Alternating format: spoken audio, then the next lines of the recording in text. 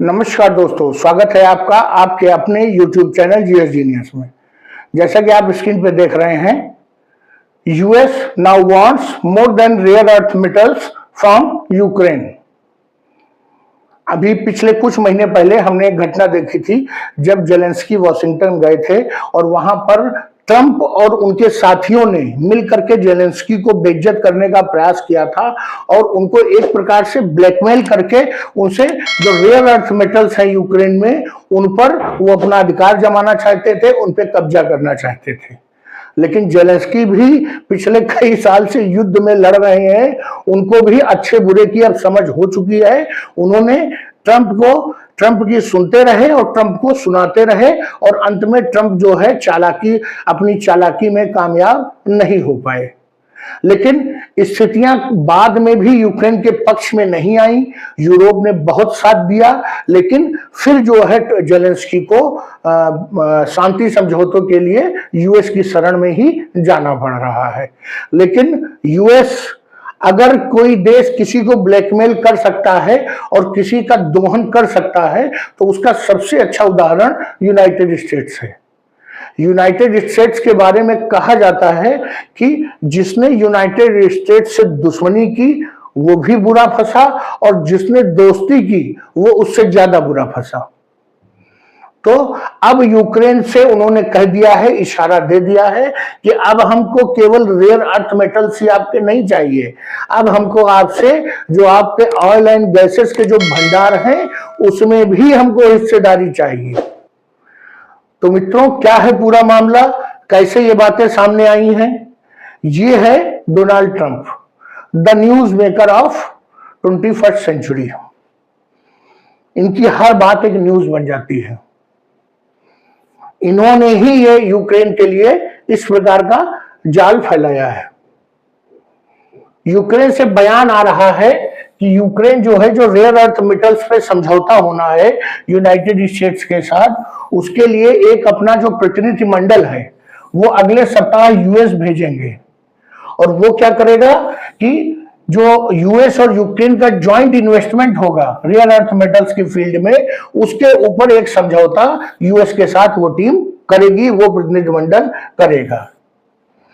जो ये टीम बनाई जा रही है इसमें जो वहां का जो आर्थिक फाइनेंस डिपार्टमेंट है, जो वहां के फॉरेन अफेयर्स है, जस्टिस और ये सभी विभागों के लोग उसमें उनके प्रतिनिधि इस टीम में रहेंगे, जो वहां पर जाकर के यूक्रेन के हितों को ध्यान में रखते हुए यूनाइटेड स्टेट्स से एक समझौता करने का प्रयास करेंगे। यूक्रेन ने कहा है कि जैसा कि अमेरिका बार बार कह रहा है कि ऑनलाइन समझौता कर लीजिए, मतलब आने की जरूरत नहीं है, तो यूक्रेन का कहना है कि ऑनलाइन बातचीत तो हो सकती है, लेकिन जो समझौता है और आखिरी समझौता फाइनल, वो एक दूसरे के सामने बैठ करके और बातचीत के माध्यम से ही हो सकता है। ऑनलाइन माध्यम से असली और वास्तविक समझौता नहीं हो सकता है। वो लगातार जो है प्रयास कर रहे हैं कि अपनी टेक्निकल टीम को तैयार किया जाए और अपनी जो रेड लाइंस हैं उनको निर्धारित किया जाए। आप समझते हैं कि समझौते में दोनों पक्ष अपने हित में, अपने हित में चीजों को खींचने का प्रयास करेंगे और जिसमें हर हाल में नुकसान तो यूक्रेन का होना ही है, लेकिन यूक्रेन एक रेड लाइन जरूर खींचेगा जिसमें यह निर्धारित करेगा कि अगर हमको हारना है तो कहां तक हारना है, किस परिस्थितियों तक हमको यूएस के आगे झुकना है। तो वही सब अब जो है डिसाइड हो रहा है और टेक्निकल टीम में वो अपने देश के अपने जो जाने माने लोग हैं, जो इस प्रकार के निगोशिएशन में एक्सपर्ट हैं, ऐसे लोगों को चुन रहे हैं जिससे कि आने वाले समय में यूक्रेन का ज्यादा नुकसान न होने पाए।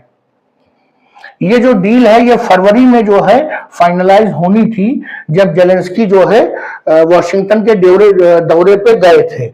लेकिन वहां पे कुछ ऐसा हुआ जिसमें पहले जो ट्रंप ने दबाने का प्रयास किया, फिर उनके जो मार्को रूबियो बहुत ज्यादा बोले, वेंस ने उनको बेइज्जत किया, उसके बाद जो पत्रकार थे वो भी उनको बेइज्जत करने पे आ गए थे। तो इस प्रकार की परिस्थितियों में जो जेलेंस्की हैं उन्होंने कोई भी समझौता नहीं किया था और वो सीधे यूरोप वापस आ गए थे।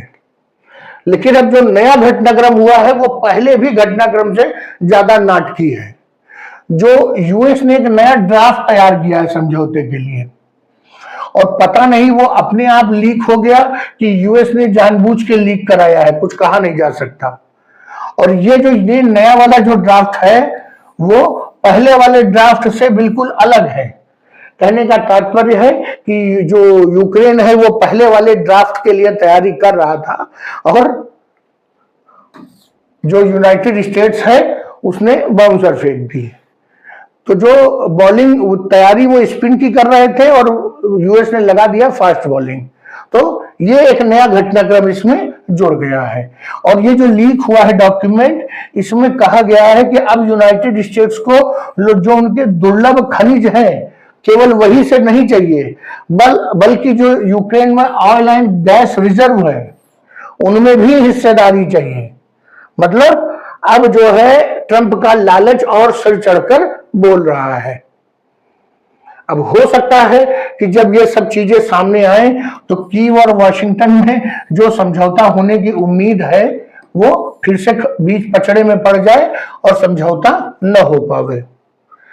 जो पहले जो ड्राफ्ट एग्रीमेंट ये जो नया वाला एग्रीमेंट लीक हुआ है, ये 26 मार्च को जो है लीक किया गया था। उसके बाद 28 मार्च को जेलेंस्की ने अपने आदेश में कहा कि ये बहुत ही स्ट्रेंज है और ये कहां से लीक हुआ है, कहां से ये चीजें सामने आई हैं, इसके विषय में वो एक जांच कमेटी बैठाएंगे। वर्तमान में यूक्रेन में लगभग 20 जो दुर्लभ खनिज हैं वो पाए जाते हैं, जिनमें से सबसे महत्वपूर्ण है टाइटेनियम। ये टाइटेनियम एक काफी कीमती धातु है और इसका प्रयोग हवाई जहाज बनाने में, जो लड़ाकू विमान हैं या जो पैसेंजर प्लेन्स हैं उनके विंग्स को बनाने में किया जाता है, क्योंकि ये बहुत मजबूत होता है। इसके अतिरिक्त एक और बहुत महत्वपूर्ण खनिज वहां पाया जाता है, लिथियम। आप जानते हैं कि आने वाला जमाना ईवीज का है। पेट्रोल और जो फ्यूल, जो हमारा फॉसिल फ्यूल है वो धीरे धीरे समाप्त हो रहा है, और अगर नहीं भी समाप्त हो रहा है तो एनवायरनमेंट की दृष्टिकोण से उसके यूज को घटाया जा रहा है। तो इन परिस्थितियों में लिथियम से जो ईवी की बैटरी बनती है उसके लिए ये अत्यंत महत्वपूर्ण हो जाता है। तो इन्हीं दोनों जो मुख्य जो रेयर अर्थ मेटल्स हैं इन पर निगाहें हैं, और इसके अतिरिक्त वहां पर काफी भारी मात्रा में गैस, जो नेचुरल गैस है उसके भंडार हैं, तो उस पर भी अब यूएस की निगाहें लग गई हैं। अब ये देखना होगा कि एक 3 साल से युद्ध लड़ रहे देश को, जहां पर खाने की व्यवस्था नहीं है, शिक्षा की व्यवस्था नहीं है, यूएस जैसा एक महाशक्तिशाली देश जिसके पास कोई कमी नहीं है, वो किस प्रकार और किस हद तक यूक्रेन का दोहन कर पाता है। दोष तो रशिया को दिया जाएगा यूक्रेन की बर्बादी के लिए, लेकिन जो अंतिम बर्बादी है वो यूएस करेगा। चलिए मित्रों, वीडियो को यही समाप्त करते हैं। यूनाइटेड स्टेट्स और ट्रंप का जो लालची चेहरा है वो इस वीडियो के माध्यम से मैंने आपके समक्ष प्रस्तुत किया। अगर आपको हमारा वीडियो पसंद आया हो तो वीडियो को लाइक करिए, चैनल को सब्सक्राइब करिए। धन्यवाद।